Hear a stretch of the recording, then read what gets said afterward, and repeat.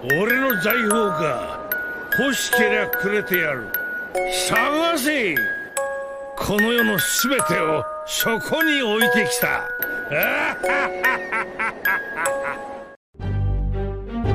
Yoho, apa kabar nakama semuanya? Semoga nakama semua selalu dalam keadaan yang sehat-sehat saja. Pada video kali ini kita akan membahas tentang arti dan mekanisme Namadi dengan menggunakan fakta terbaru dari One Piece chapter terbaru, yaitu chapter 1085. Baiklah, tanpa basa-basi lagi, langsung saja mari kita mulai. Pemahaman tentang di sebelumnya. Sejak awal cerita One Piece dimulai, kita telah melihat beberapa karakter yang memiliki Namadi. Kemudian kita juga mengetahui fakta sejarah tentang dulu adanya kerajaan kuno dengan peradaban yang maju telah kalah dari persatuan kerajaan yang saat ini dikenal dengan pemerintah dunia. Di samping itu, kita juga mendengar fakta dari sosok Corazon sebagai mantan Ternubito yang pernah tinggal di Marijoa, yang pastinya pernah mendengar cerita turun-temurun di sana, yang sampai Corazon mendengar suatu kisah bahwa dia adalah musuh bebuyutan dari Ternubito sebagai penguasa dunia saat ini. Dan dengan adanya cerita seperti itu, pemahaman kita langsung terarahkan ke suatu kesimpulan bahwa bangsa Di adalah bangsa yang dulunya tinggal di suatu area yang saat ini kita sebut dengan kerajaan kuno. Jadi, pemahamannya adalah bangsa yang tinggal di kerajaan kuno itu adalah bangsa Di. Kemudian di sisi lain, kita saat ini cukup banyak mengetahui tentang beberapa karakter yang memiliki Namadi adalah karakter yang memiliki hubungan darah dengan orang tuanya, seperti Goldie Roger dan Ace, atau Garp, Dragon dan Luffy. Namun di sisi lain, kita juga melihat adanya karakter dengan ras lain, yaitu ras raksasa yang memiliki Namadi, yaitu Jaguar di Saul. Jadi pertanyaannya adalah, apakah Di ini adalah suatu ras atau suatu hal yang murni diwariskan secara turun-temurun dengan kaitan hubungan darah? Di adalah suatu simbol. Pada chapter 1085 kita mengetahui bahwa leluhur kerajaan Nefertari yaitu Lily mengirimkan surat peninggalan kepada kerajaan Arabasta, dan di sana nama yang tertulis adalah Nefertari di Lily. Pada video kemarin kita telah membahas tentang kemungkinan Nefertari di Lily ini adalah seorang mata-mata yang telah ditugaskan oleh Joy Boy untuk menjadi strategi terakhir ketika kerajaan kuno benar-benar akan kalah. Namun pada video kali ini kita akan berbicara tentang kemungkinan bahwa Nefertari di Lily ini baru menjadi bangsa Di ketika tengah berada di penghujung perang antara kerajaan kuno melawan persatuan 20 kerajaan. Artinya, kemungkinan Nefertari Lily ini sejak awal memang benar merupakan bagian dari 20 persatuan kerajaan. Namun dalam perjalanan hidupnya, mungkin Lily terpengaruh dengan tindakan dan tujuan Joy Boy ataupun oleh orang dari kerajaan kuno lainnya, membuat Lily sadar bahwa hal yang ia lakukan saat ini adalah hal yang tidak benar. Dan Lily mulai merasa bahwa kemauan dalam dirinya lebih sesuai dengan kerajaan kuno.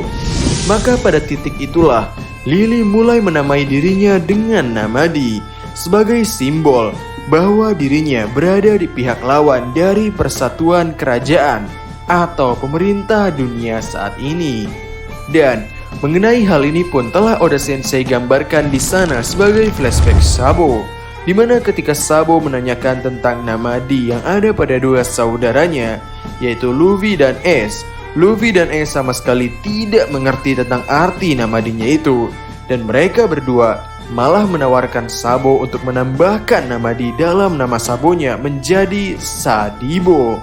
Ya, adegan ini terlihat sepele dan konyol, namun cukup memungkinkan bahwa penyebaran Namadi memang dilakukan seperti ini, yaitu Namadi bukan diwariskan karena orang-orang tersebut memiliki hubungan darah, namun karena mereka memiliki tujuan dan kemauan yang sama, yang pada zaman sebelum 800 tahun, maksud dan kemauan itu adalah untuk melawan pihak persatuan kerajaan.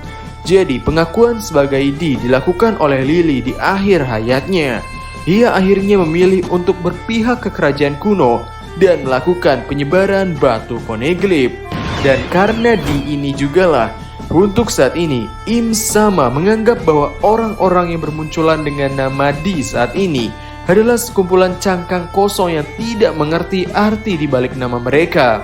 Ya, jika kita tempatkan dengan arti nama D yang kita bahas tadi, bahwa D adalah orang-orang dengan maksud dan kemauan yang sama, yaitu untuk melawan pemerintah dunia, maka orang-orang dengan nama D saat ini terlihat sama sekali tidak mengerti arti nama mereka. Apalagi sosok Monkey D. Luffy.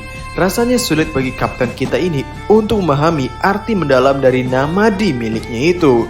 Tapi jikapun Luffy tidak memahami tentang arti nama D yang diwariskan dari leluhurnya, namun mungkin Luffy akan tetap melakukan suatu pergerakan melawan pemerintah terhadap pemerintah dunia secara tidak sengaja. Yang hal ini pun telah Luffy lakukan dalam beberapa kali perjalanannya, seperti memukul Tenryubito di Pulau Sabaudi. Jadi, mungkin akan muncul orang-orang yang memang memahami tentang arti nama D dan tentang sejarah leluhurnya seperti Dragon, di mana ia bersama pasukan revolusi saat ini memang memposisikan dirinya untuk melakukan perlawanan langsung dengan pemerintah dunia. Dan ada juga yang tidak terlalu peduli tentang arti nama D ini, namun melakukan perlawanan kepada pemerintah dunia, yaitu seperti Monkey D. Luffy.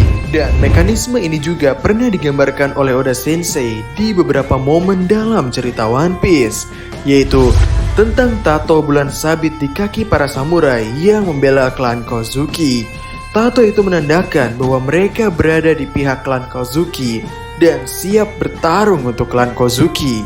Lalu momen lainnya adalah yaitu pada Arc Alabasta, di mana kelompok topi jerami bersama Vivi membuat tanda silang di lengan kirinya sebagai tanda bahwa mereka adalah nakama yang asli yang berjuang untuk tujuan yang sama.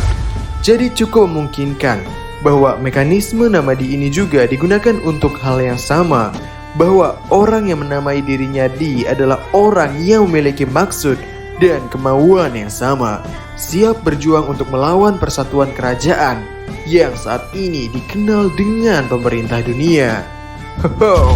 Jadi mungkin cukup sekian dulu video untuk kali ini.